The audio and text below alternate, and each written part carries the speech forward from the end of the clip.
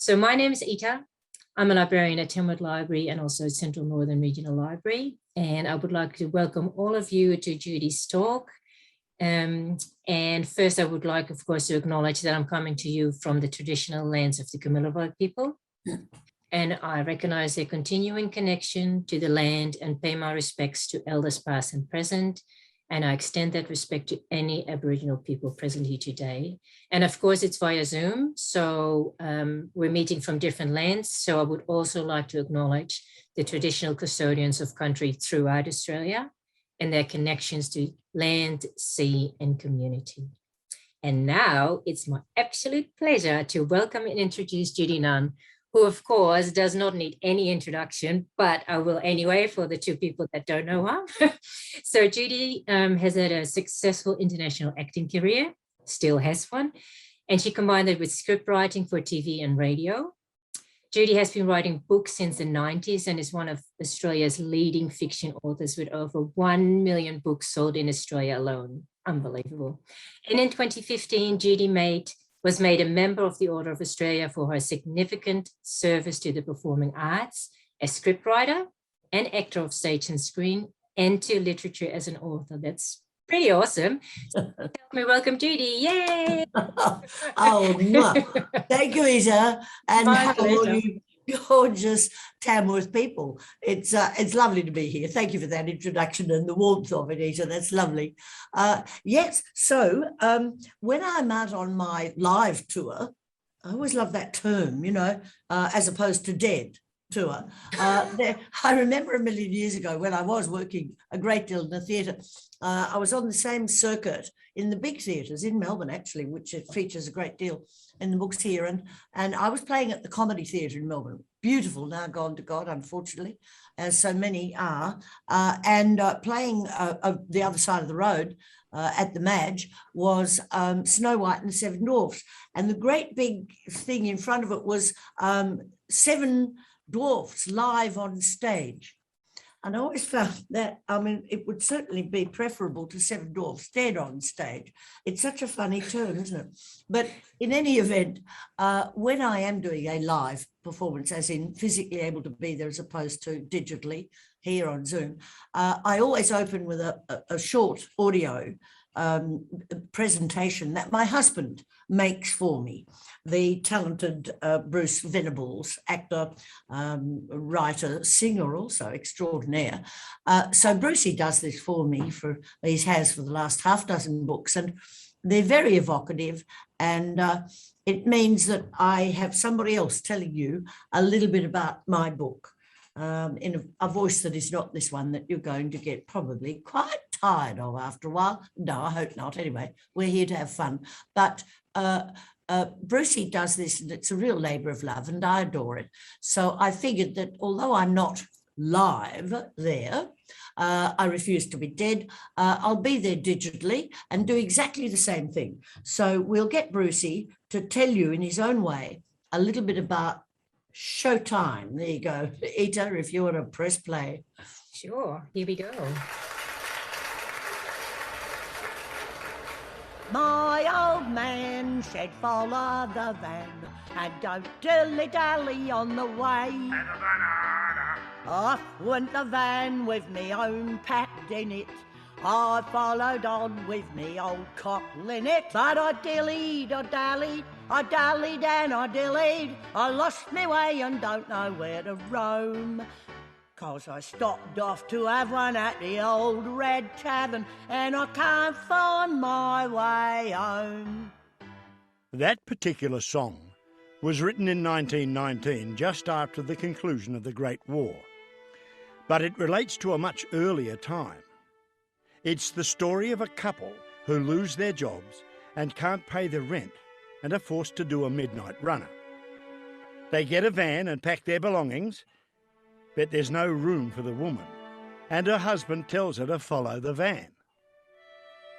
Unfortunately, she stops for a drink and loses her way. It was meant as a humorous look back at hard times in England during the second half of the 19th century, at the height of the Industrial Revolution, with its filthy mines, black smokestacks, undrinkable water, sickness and death. People were horrified by their living conditions and desperate to escape. The situation led to mass migration, especially to Australia, where gold strikes were weekly events, the air was fresh and clean, and newcomers could hope for a better life. Travelling circus stars Will and Max Worthing and their equally talented wives, Mabel and Gertie, were four such people who left for the land down under, and they are the principal players in Judy Nunn's latest novel, Showtime. From small beginnings, they created the Worthing brothers family, which grew into one of the truly great Australian show business dynasties. Showtime is a story spread over 4 decades, concluding at the end of the Great War. Along the way, you'll meet the divine Dolores, interpretive dancer, Artie and Alfie, twins, acrobats and fabulous magicians, Carlo and Rube, stars of the travelling boxing tents who go on to become entrepreneurs in their own right. Plus, Italian sopranos, snake charmers, jugglers, tigers, illusionists, and actors extraordinaire. And throughout your travels in Showtime, you'll also meet Emma. That's me. That's me. That's me finally. Here I am, at long last. Emma Jane Worthing. Max Worthing is my father, and Gertie Smead is my mother, although everyone knows her as the divine Dolores, creator of the Serpentine dance. I was born on February the 1st, 1901, only a month after Federation Day. Ma and Pa had, of course, been here for years before I came along, but I know the whole family history, which I'll reveal to you as we go along. Where do I start? That's enough now, Em. What? Oh, yes, of course. Sorry. You'll get your chance later in the book. Showtime paints a picture of one of Australia's most colourful periods, from the gold mining towns and the travelling shows that entertain them, to the major theatres of Melbourne and Sydney, where the theatrical managements fought to outdo each other by turning their travelling shows into huge theatrical events. Glitzy, glamorous, glittering extravaganzas, which they all invariably advertised as the greatest show on earth. Neither plague, nor smallpox, nor the First World War, nor the great Spanish flu pandemic that followed would slow the spread of Australian show business. Australia's master storyteller, Judy Nunn, will take you on a journey you won't ever want to end in her latest blockbuster, Showtime.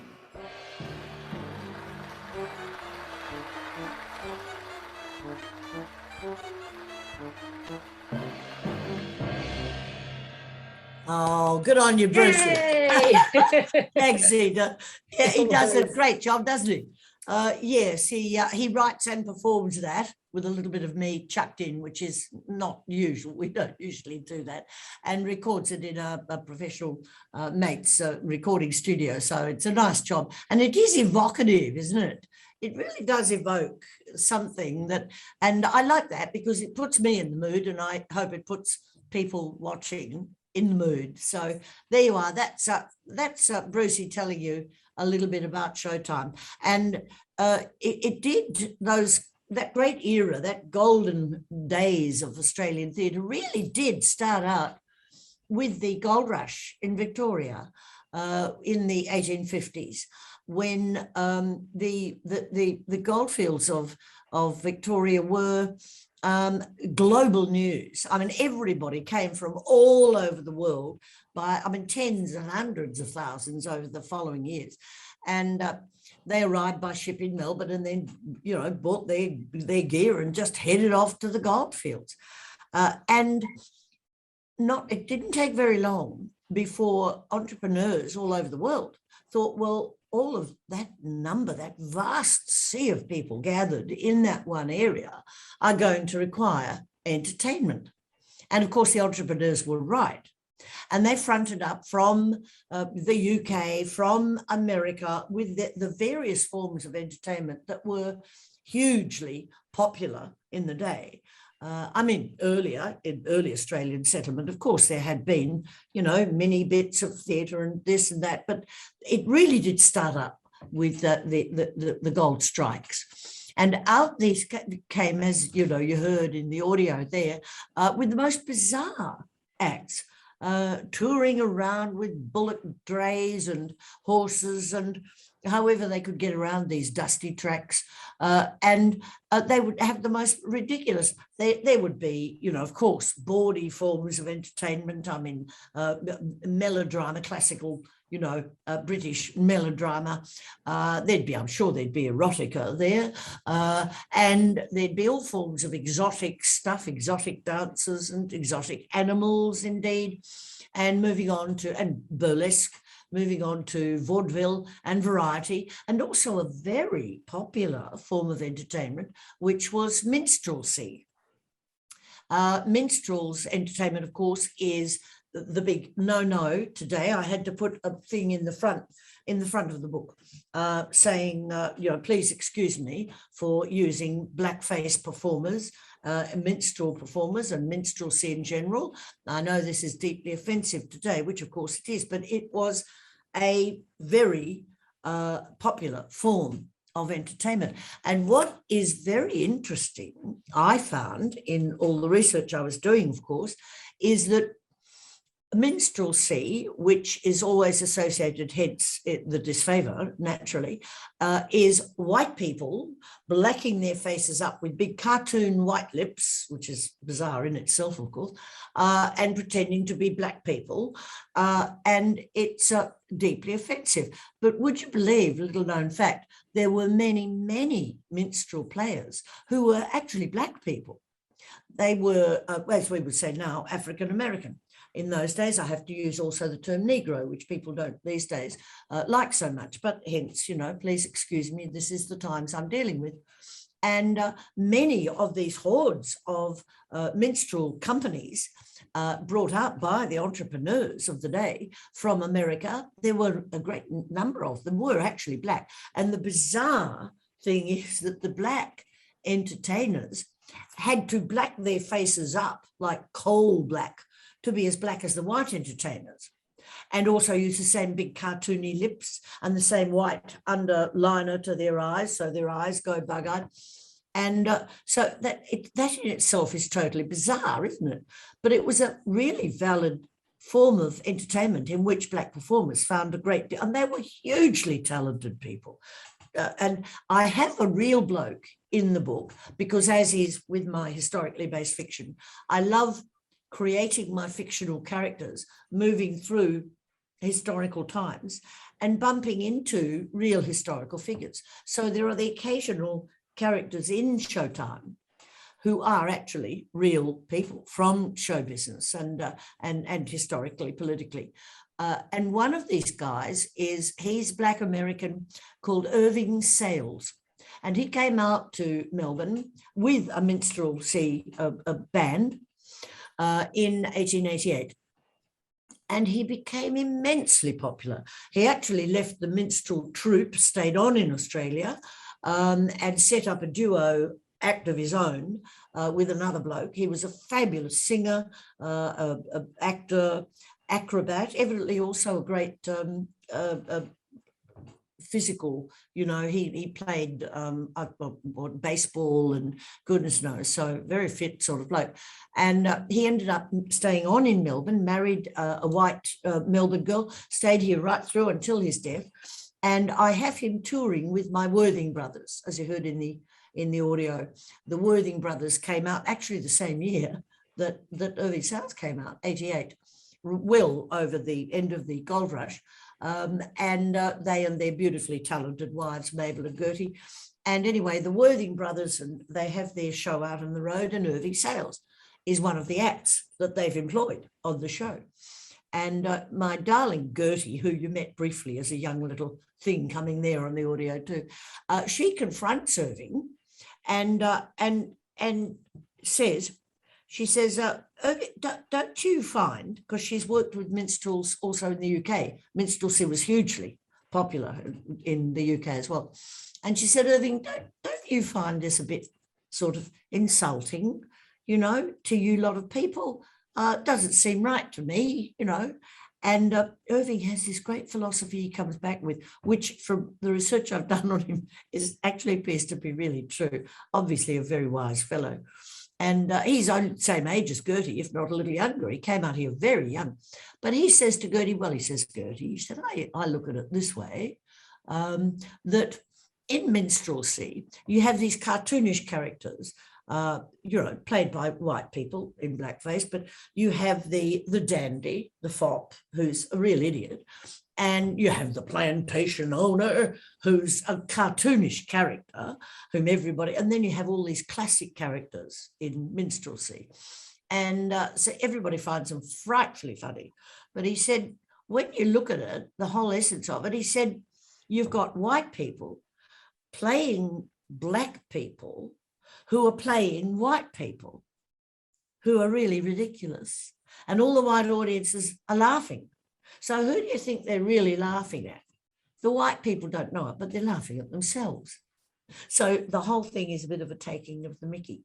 Well, I mean, whether Irving really believed that or whether it was his philosophical comment on it, I found that really, really, I loved it. Anyway, I loved Irving, as Gertie did in the book. And so there's lots of things that I touch upon historically in the book, which pleases me, because as I wrote Showtime, I really did find that in many ways I had come full circle, because my first two books, The Glitter Game and Centre Stage, were both completely about show business. And the way my publishers are promoting this book, which I absolutely adore, is 30 years of storytelling, which is true. It's 30 years. The Glitter Game was published in 1991 and the Centre Stage 2 years afterwards. Glitter Game was just, it was a satire on television, you know, soap. And I was working TV soap at the time, so it was pretty easy to you know, do a Mickey take there too. The second book was Centre Stage, which was completely about the theatre, set in the theatre. And the theatre was always my first great love. My first professional job in the theatre was when I was 12. And television didn't claim me until my late 20s. So it was a long time and a great love affair with the theatre. And Centre Stage was a much bigger, broader book. 2 generations with a thriller aspect and everything. So by the time I came to the third book, which I did say to the producers, to the publishers, oh God, you know, mixing my terminology here theatrically and publishing, I did say, yeah, look, I can wind this, this will be ultimately about movies, but I really wanted to spread my wings. So I brought the ancestor of my one day to become movie mogul, which happened in the 40s, actually, throughout Australia, when, you know, it was a huge movie making area in our history, really big. Charles Chevelle, you know, I mean, all of these, Raymond, whatever his name is, they're brilliant. And America hated us being so successful. So they actually put a lid on that. They didn't like Australian movies because we really made really good ones. So I brought out this ancestor in 1850 and settled him next to Dr. Penfold in the Barossa Valley in South Australia, making wine. And Dr. Penfold, of course, is working out of his beautiful home, The Grange, which, you know, most expensive wine you can get in Australia these days. So I did discover that. I thought, oops, I better do a bit of serious research here.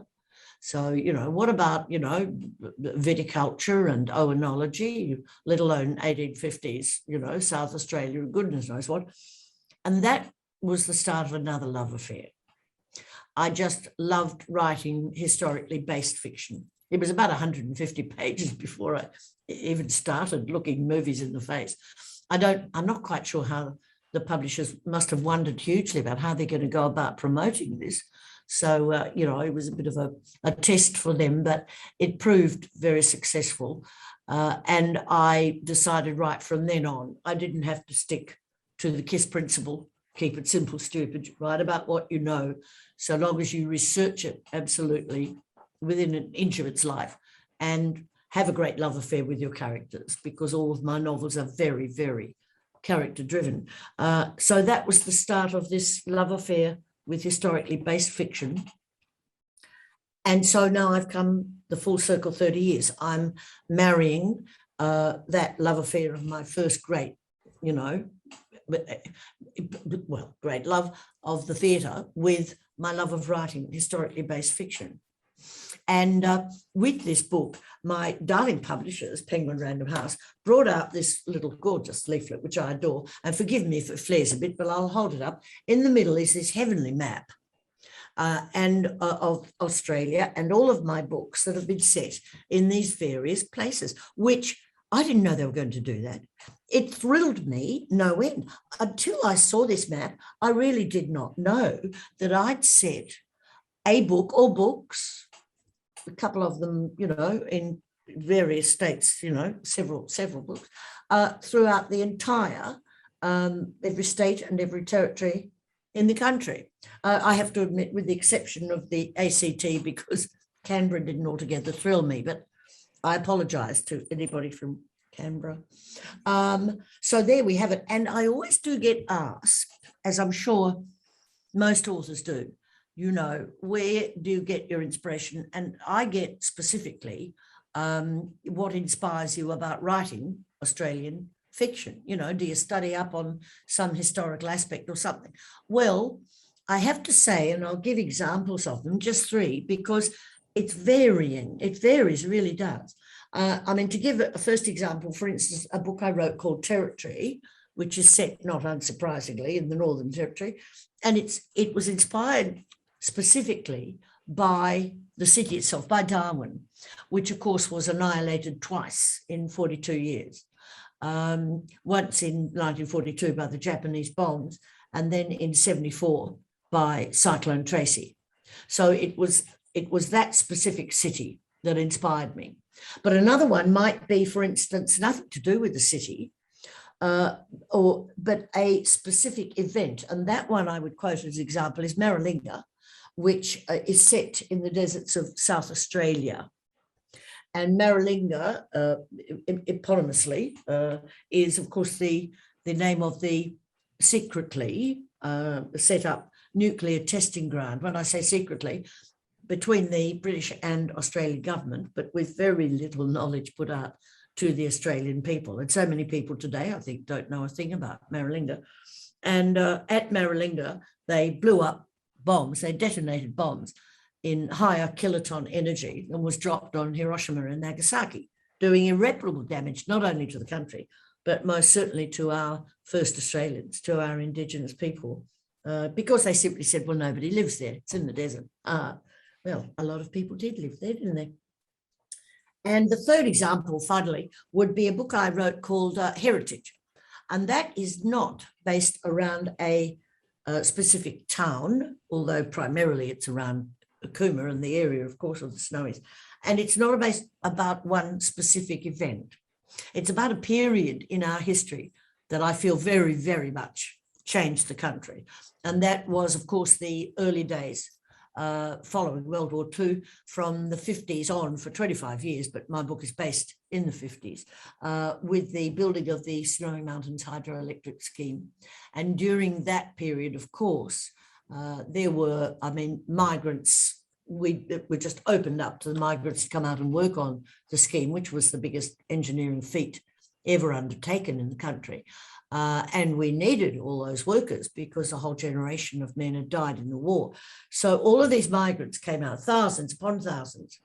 And the learning curve was not for the migrants who got on very well and who simply wanted to build their shattered lives and start a new life in a new country and with their families. The learning curve was the Australians, who were suddenly outnumbered by people who looked different, spoke differently, and ate different foods, and Australians had not travelled.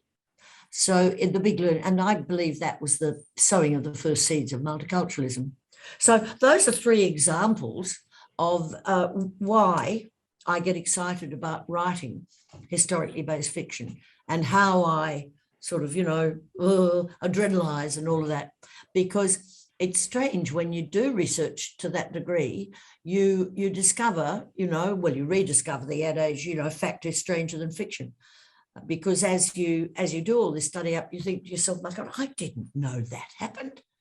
Golly, boom. And that excites me. And I figure if I get excited and enthused about our country's history, then hopefully the readers will too. So getting back now to Showtime, of course, given the current parameters set about for us all with COVID, it was impossible for me to do the research trips I always do when I go to whichever area I write about. And I couldn't go to Melbourne. The book is primarily set in Melbourne, given, as I was saying earlier, about the gold rush and the fact that after these bizarre shows that came out and travelled all the dusty roads to all of those areas where gold had been discovered, and then beyond, those areas, which were just campsites, very quickly grew into magnificent towns. And the first things, of course, they're going to put up is going to be a pub, beautiful old stone pubs and everything. Every miner needs a pub. There's going to be a post office with its proud tower, clock tower, whatever, and a town hall, and inevitably, very quickly, a theatre. So these rather magnificent theatres grew out of, and the shows became more sophisticated. That they became very, very, very fond of Gilbert and Sullivan, operatic opera, actually musical theatre like the Merry Widow, which is much older musical than I'd ever known. Actually, I didn't know it was that old, and quickly followed by Shakespeare. Oh, Shakespeare was very, very popular. That beautiful rave reviews about the latest King Lear or whatever. And then following on the heels of that, of course, Oscar Wilde, and things became very sophisticated. And Melbourne became the mecca of Australian theatre, very closely followed, of course, by the usual war between Sydney. Anything you can do, we can do better, and vice versa. Love all that. And I'm able to get away with saying it because my original hometown is Perth. Oh, gosh, we are funny. So anyway, you've got Melbourne fighting Sydney, Sydney fighting Melbourne, and my protagonists in the theatre, my Carlo and Rube and my Worthing brothers, they become great combatants in this fight between Sydney and Melbourne. But a great deal of the book, of course, is set in Melbourne. And I couldn't get to Melbourne, of course. I live in Sydney.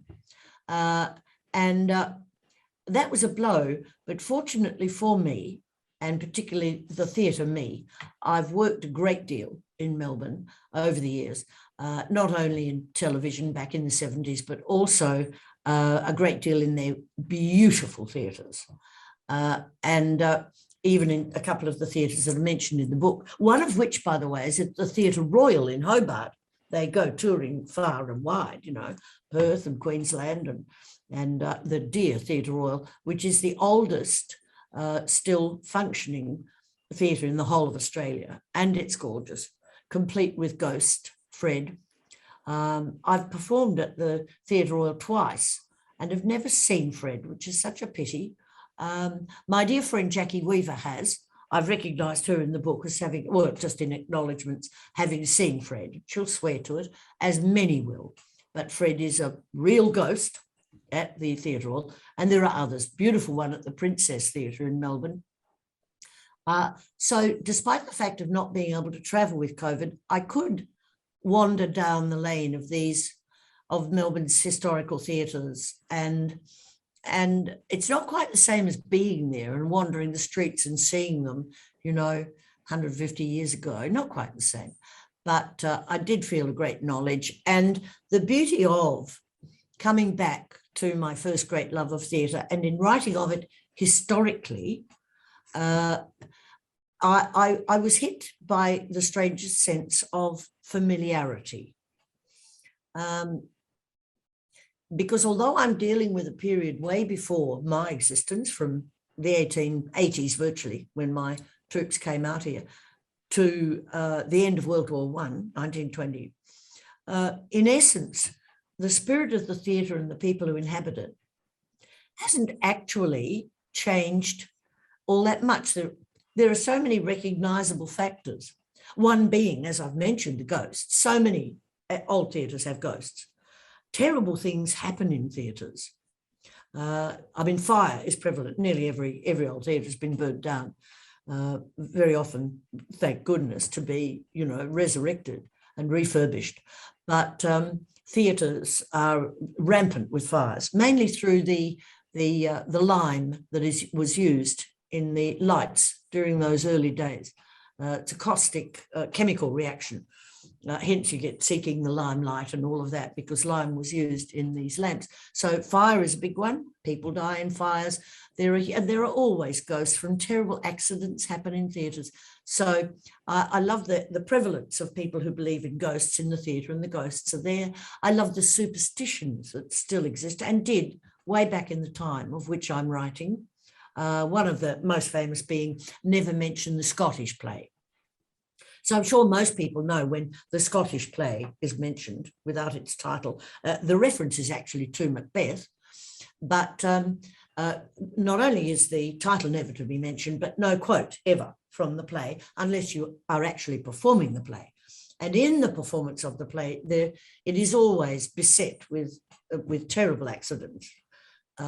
So the reason for this is that evidently Shakespeare, when he wrote The Witches on the Heath, the three witches, double, double, boil and trouble, and, eye of newt and all of that, cackles included, that the spell they were quoting was actually a real spell.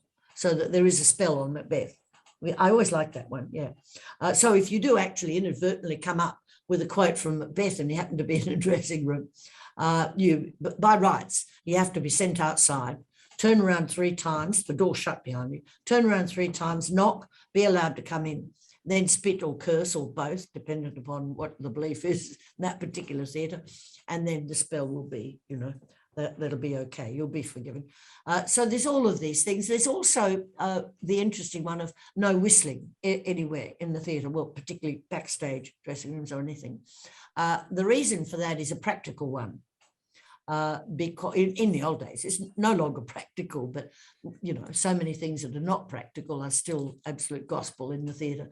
The practical reason was because in the old days, that particularly the period of which I write, heavy great backdrops and scrims and things were flown in from the flies being the area above the stage, which the audience can't see. And there are stagehands up there, and they're dropping things down, these heavy backdrops. There are stagehands in the wings, hauling on great big ropes, hefting up these counterweights, for this. So everything is going up and down and in between. And they exchange their messages to each other, what's going to happen when, with a series of signals. So if you were to inadvertently whistle, you could end up with something very heavy landing on your head or on somebody else's head. So you don't whistle. So that is kept, no whistling. And again, if you do it, you might have to go outside, turn around and all of that. And the other little one, which I find so sweet, and I actually was in a show at the Comedy Theatre in Melbourne when this actually happened. You don't come backstage with a bouquet of flowers that has any forms of lilies in it, because lilies are used in funeral wreaths, and that could mean the death of the show. So yeah, a friend of mine actually did. Somebody brought in a bouquet of flowers, and it was actually a bloke they were presented to, not even a woman. And Fred just threw it straight out the window, which seemed a bit rude, but oh no, death of the show. I think right now, just to lead into the piece I'm going to read, if that's okay, I hope you'll be interested, is the most essential thing that hasn't really changed at all is, of course, the whole thing that the show must go on. Everything happens in the theatre and the show must go on. This is, again, just touching on today's very tragic times for everybody. But in the performing arts, of course, theatres have been forced to go dark, which is the term you put, But so the show hasn't been able to go on, which is pretty, unprecedented, really. And the beauty, another superstition of the theatre is not allowed to go dark entirely. Theatres will put up a ghost light, which will sit in the middle of the theatre. So the theatre is never totally black. And anyway, our shows will go on, and I hope everybody will go and see them when they're opening, which they currently are starting to now. But I think one of the greatest examples of the show must go on would be the Windmill Theater in the centre of the West End in London, just a great Windmill Street running off Piccadilly Circus. I did a gig there once, actually. Beautiful old theatre, still there. And during World War II, they continued to perform throughout the Blitz, throughout all the bombing of London. They would make an announcement to the audience when the air sirens sounded, and they'd say, anybody who wants to leave the theatre, please leave. The show will go on. And the show did, after which the performers and crew and everything would dive down into the basement, which formed as a bunker. So for years after that, I don't know if they still have that, they might well, that great big neon sign out the front that said, "We never closed," which I think is fabulous. So that's a prime example. Now, I thought I might read a little section of the book that is pretty much an episode where the show had to go on. Right, so as you heard, there are a couple of entrepreneurs that we are mainly dealing with, the Worthing family, who become a great family of entrepreneurs, and there's Carlo and Rube. Now, Carlo and Rube met in an orphanage in London. They're Cockney blokes, and they came out here actually to find gold. They came out before the Worthing family, and they were too late. So they decided, well, they'd toured as boxers, teenage kids, in boxing, touring things in London, outside, up into the Midlands from London. So they thought, well, we'll do that around the goldfields. And those boxing tents were very popular. Now they have become entrepreneurs. They've moved up in the world. So it's 1899. And the big show Bonanza is currently performing at the Princess Theatre in Melbourne. The great Goldini's performance was coming to its conclusion, and the grand finale was to be an illusion of vast proportion. So vast, in fact, that it warranted the return of the show's master, Carlo himself. "And now, ladies and gentlemen," he proclaimed, a drum roll having heralded both his appearance and the import of his announcement, "the denouement for which you have all been waiting. The disappearing tiger. Everything you have read and heard of the great Goldini's mastery is about to unfold before you right here on this very stage. Behold." Another drum roll as he gestured to the OP side, opposite prompt. All three of them gestured in unison. Carlo, the great Goldini, and the beautiful Cassandra, while from the wings 2 stagehands pushed out a trolley upon which sat a large cage. "The tiger," Carlo bellowed dramatically, and perhaps a little unnecessarily, as a wave of gasps rippled through the audience like wind on water. Inside the cage was indeed a tiger, prowling restlessly, unsettled by the lights and the drum roll and the general commotion. "The tiger," Carlo continued seamlessly, "which through the mastery of the great Goldini will disappear before your very eyes, thence to be returned," dramatic pause for effect, "as a kitten." He bashed the front of the cage with his hand, a signal for the animal to growl and slap back with its giant paw, either due to its training or its irritation. No one was sure, least of all Carlo. Or for that matter, the Goldinis, who had bought the beast from a circus that was going bust. They didn't know its background. The big cat obeyed, baring its teeth with a snarl, whacking its paw against the bars, and another ripple of gasps, very audible this time, ran through the audience. "A tiger turned into a kitten," Carlo emphatically enthused, pacing downstage, arms outstretched, embracing the whole of the house, "a feat never before witnessed on any stage in the world." The music was about to strike up, and Carlo was about to leave the stage to the Goldinis and their mime and the impressive display of special effects. But that was as far as he got. There was not a sound from the orchestra pit, and the gasps had become far more than a ripple. Both the musicians and the audience were alarmed, and with just cause. Behind him, the gate of the cage had slowly swung open, and the tiger stood there, facing directly out front, surveying the freedom that beckoned.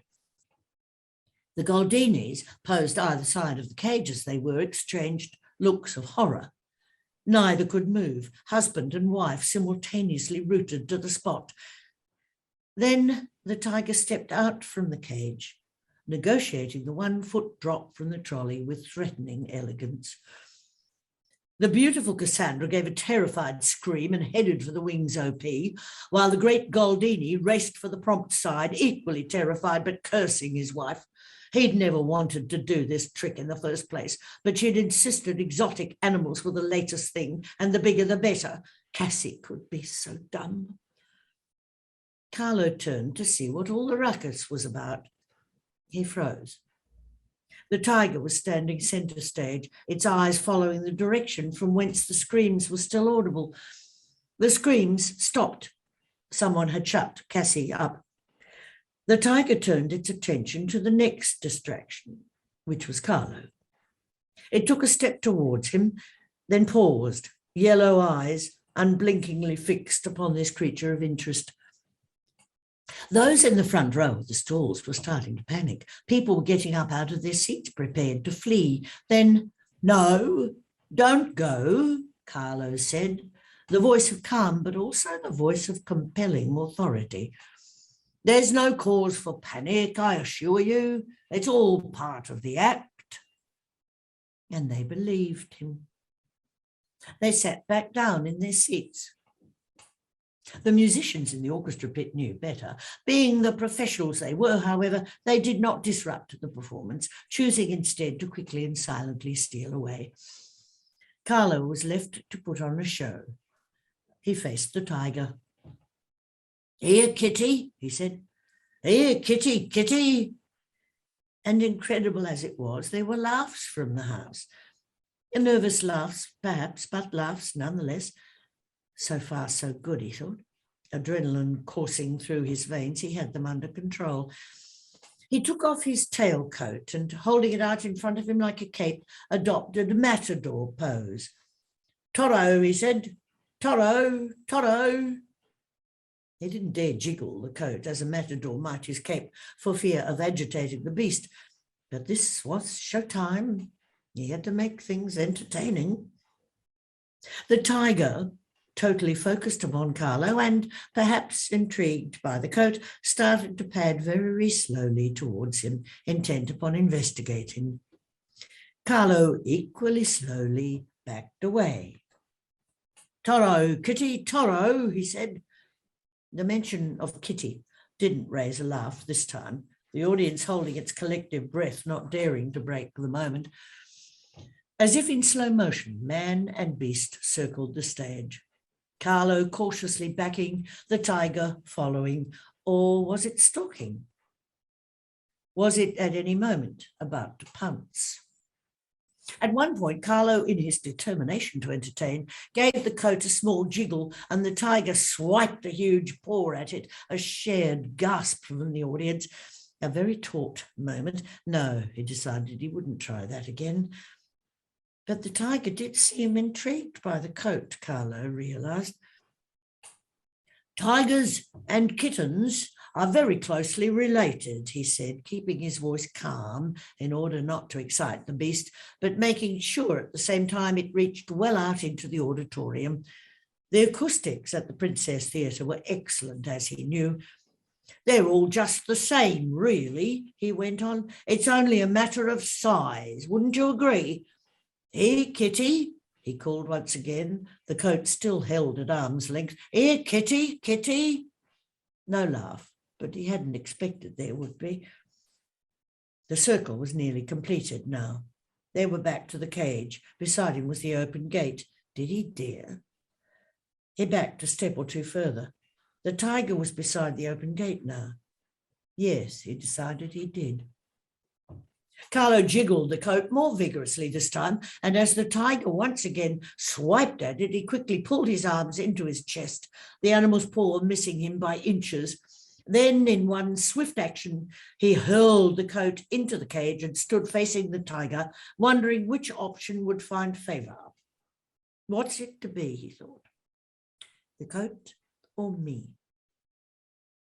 But as fate decreed, the tiger automatically followed the source of its interest, the coat. Its circus trainer had used a cape, which the animal had always found irritating. With a snarl, it leapt into the cage. Carlo slammed the gate closed, giving the bars a brief rattle to ensure the catch had firmly clocked, then whirled about to face the audience. "Olay," he said, which was another bullfighting term he'd heard somewhere. "Good kitty." Adopting full showman pose, he again triumphantly embraced the house. "The tiger did not exactly disappear, I grant you," he announced. "But as you can see, it did become a kitten." Beat that, he thought. And he took his bows to thunderous applause, while behind him the tiger, now slumped on its belly, ripped into the tailcoat, tearing it to shreds. Backstage, the adrenaline having instantly deserted him, Carlo threw up into a fire bucket. So that's an example of the show must go on. I think he met the moment and soldiered on, as I think all performers do. So thank you, my dear. So are there any questions going around, Ita? I'll ask. No one has put anything up, but I'll ask once again if anybody got any questions to Judy. And thank you so much, Judy. That was so lovely. Thank you. Yeah. But like I said, I'm up to page 348, and it's so nice to hear it in your voice, not in my accent. Lovely. Okay, well, while we're waiting in case, we've got a few minutes, haven't we? Yeah, for sure. We still have like 10 minutes or well, so. I'll tell you another ghost story, for instance. This is a beauty, and it's I have put in the book, they talk about it, but it's a true one.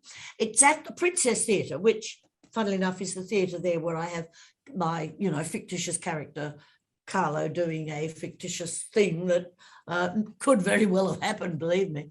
But this is a real one.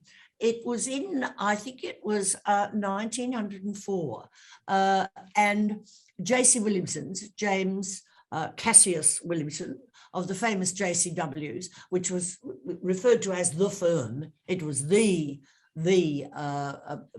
big entrepreneurial company started out by JC himself.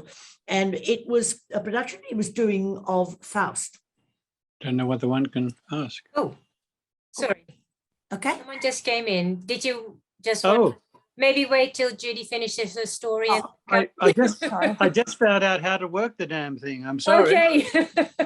Well Good on you. I have a great deal of trouble with working the damn thing. Yeah. Okay. So anyway, it's the opening night of Faust in 1904, and this Federici was his name. Sounds Italian, and I'm sure he was, but he was brought out from England. He was a very, very famous tenor, hugely popular in England. And he was brought out to play the lead. He's playing Mephistopheles. And the very, very last note of the opera sees Mephistopheles being taken through the trapdoor of the theatre, and they have a lift that goes down into the basement. And he is singing the last note of the opera as he goes into, and Federici did. He sang that last note as he goes down. And once he was out of sight of the audience, he had a heart attack. And he reached the basement, and he virtually was dead.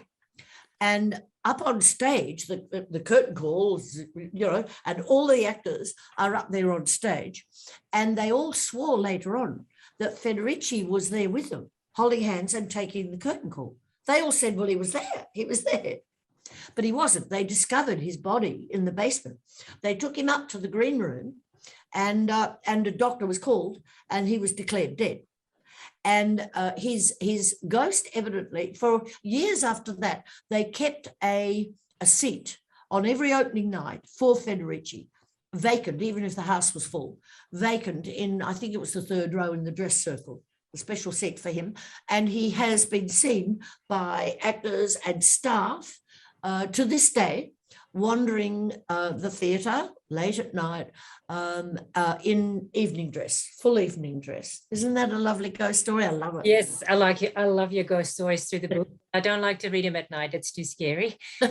Oh, but he's a very benign ghost. He's a good guy with a great love of the theatre. Cool. There is a few questions now. There's one Good. from Lee. What was the last stage show that you saw that you really loved?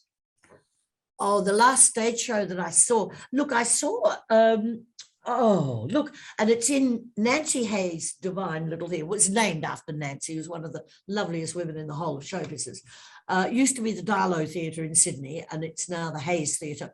And I saw Calamity Jane, and with a girlfriend of mine who'd worked in the theatre hugely, and she'd only recently returned from England, and she said, that's better than productions I've seen lately in the West End. And it's this weeny little, oh God, no, it's gorgeous. She's so famous. And oh, look, such a wonderful question. You've taken me by surprise. And she mounted the stage and played Calamity Jane. Oh, she's going to hate me for, oh God, I hope there's no way she'll ever hear this, because she's divine. We have recorded this. Oh, that's okay. She'll forgive me. That's great. I haven't heard of that one. Yeah. There's another Kimberly that wanted to ask, Judy, how long roughly does it take you to research one of your novels? Oh, the research is, I'd say probably a good several months, maybe about 5 months or so. That's the whole thinking part. The getting together of the books I need, field research, going to places, interviewing people, discovering the local historians, doing all of that before I start writing. Then once I have started writing, I continue to research as I go with all of these books that I've got little stickette notes in, if they're from a library or if they're ones I've bought that I've desecrated, so I research entirely the whole time I'm read, but I put aside, I'd say, about 5 months. Wow. And when you do read your books, I find you can, like, it sounds so true. So, you can see that you put in an effort to get it right. That's what I find anyway. Thank you. That's okay. Then there's a question from Cassie. She's curious, which character is your favorite? Which character? Well, in Showtime. I would say Showtime because you have so many books. Yeah. Unless you have a clear favorite from all your books. Oh, your picture's just dropped out. That's okay. Oh, has it? Yeah, no, there you are. We're back again. Yeah. Look, I adore them all. I do. I mean, Gertie is obviously as cute as all get out. I adore Mabel. But funnily enough, although Will is a pain in the butt, I love him because he's so reminiscent of so many actors that I do know. He's an amalgamation of many that I do. And he's not a bad bloke. He's up himself a bit. And he's pompous and arrogant and all of that. But he cares. I really do like them all. I so have to agree with you, because when I read it, I thought, oh, I like Gertie, but I like Mabel. Oh, but I like Will. So yeah, I'm a bit like you. Because you make them also real, like with flaws and everything. They're quite lovable. Well, that's good. I mean, yes, exactly. There's so many different sides of characters. That's what I love. Exploring and painting the characters. Yeah, that's good. How do you get to ask a question? Because I have no idea. So you just write it in the chat, but seeing you are now talking, might as well just ask Judy live now, if you like. Hi, Judy.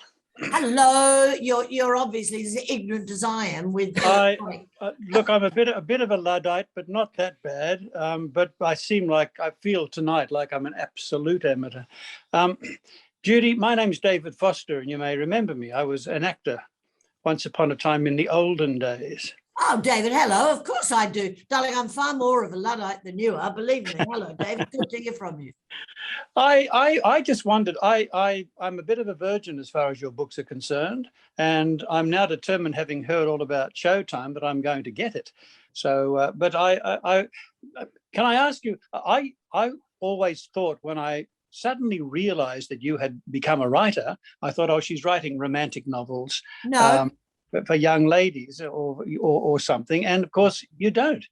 So I was really intrigued to know, because I knew you as an actor, and then you became a writer, and I had no idea. I mean, I don't know how long ago it was, but I thought, what's she doing? She's a writer. Isn't that amazing? And she's doing well, because I kept on seeing your name all the time. How did you begin? Why did you begin? Why did you begin? And how did you begin? Well, you want my life story, really, don't you, David? I mean, it's been 30 years of writing. By the way, I do have to, because it's all come back to me when I was talking about Calamity Jane and the divine performance at the Hayes Theatre. And of course, it was the beautiful Virginia Gay. And if you can ever see Virginia Gay in anything on stage, just go, because she's magical. She's so talented. Okay, David. Look, I actually think, given your background as an actor too, I think to move on to writing is a very, very natural progression for actors who've been around as long as you and I have. Many actors decide to segue into another area of the industry. They become script writers, or they become directors, or indeed they start producing their own song, whatever. That's a natural progression. So from then to go on into writing in narrative form, to me, was just another blessing, so that you don't have parameters set all around you. You know, you don't have budgets and things that restrict you. You can move freely. So I love writing in narrative form. Okay. You found a niche, obviously, because a lot of actors I know always talk about writing the book, and you know, and I've thought about writing the book or the play, and of course, first of all, you've got to find a publisher. It's impossible, and so on and so forth. And you've managed to do it. And no, aren't I lucky? Aren't I lucky? Look, write your book, David. It's very good for you. So do it, whether you get it published or not, but just do it. Start it, begin it, and do it. That's right. So I've just muted. Sorry, David, I had to mute you because we're running out. We've got other people, yeah. There was one more question from Sarah, and she said, who would Judy choose to play the main character in Showtime if it was made into a film? Well, there's actually quite a few main characters, so choose your pick. Yeah, I mean, yes, exactly. Who is the main character? They are all main characters. And look, I really reckon this is an area for fantasizing.